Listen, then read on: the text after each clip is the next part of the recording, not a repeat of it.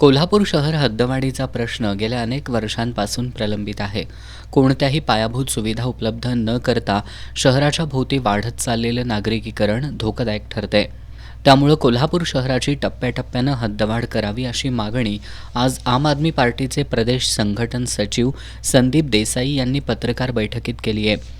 सध्याचे उपमुख्यमंत्री तथा नगरविकास मंत्री एकनाथ शिंदे यांनी ठरवलं तर एका दिवसात हद्दवाढीची अधिसूचना निघू शकते. उपमुख्यमंत्री अजित पवार यांनी तर हद्दवाढ करा आणि मगच निधी मागण्यासाठी या असं वक्तव्य केलं होतं.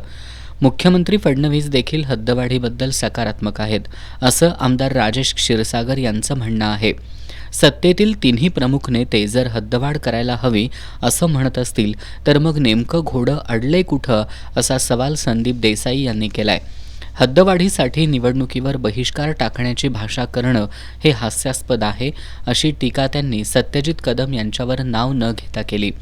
त्यांनी कोल्हापूरच्या हद्दवाढीसाठी नगरविकास मंत्र्यांच्या कार्यालयात ठाण मांडून बसण्याची गरज आहे.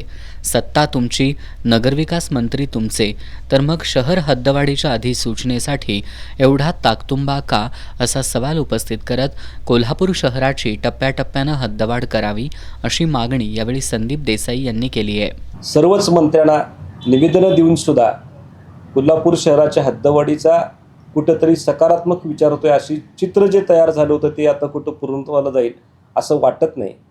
सुप्रीम कोर्टाच्या आदेशानुसार येत्या 4 ते 5 महिन्यामध्ये निवडणुका घ्याव्या लागतील आणि या निवडणुकांच्या पार्श्वभूमीवर कोल्हापूरची हद्दवाढ अतिशय महत्त्वाचा विषय आहे.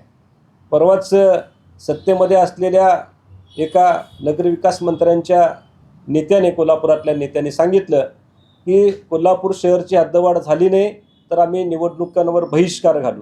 अतिशय हास्यास्पद विधान आणि लोकशाहीला घातक असं विधान आहे. मला या नेत्याला सांगायचं आहे आवर्जून, जर तुम्हाला कोल्हापूर शहरच्या हद्दवाढीची तळमळीनं प्रश्न सोडवायचा असेल तर तुम्ही निवडणुकीच्या बहिष्काराची भाषा करण्याच्या ऐवजी तुम्ही तुमच्या नेत्यांच्या दारात, नगरविकास मंत्र्यांच्या ऑफिसमध्ये, कार्यालयात ठाण मांडून बसा आणि जोपर्यंत ही हद्दवाढ होत नाही तोपर्यंत कोल्हापूरला परत येऊ नका. निवडणूक आयोगाच्या निर्देशांनुसार हद्दवाढीसारखा निर्णय निवडणुकीच्या 6 महिने अगोदर घ्यावा लागतो. हद्दवाढीच्या आड लपून फक्त कोल्हापूरची निवडणूक पुढे ढकलण्याचा डाव असल्याचा आरोप त्यांनी यावेळी केला. यावेळी आपचे शहराध्यक्ष उत्तम पाटील, सूरज सुर्वे, अभिजित कांबळे, मोईन मोकाशी, समीर लतीफ, विजय हेगडे, राकेश गायकवाड, संजय नलवडे, मयूर भोसले आदी उपस्थित होते.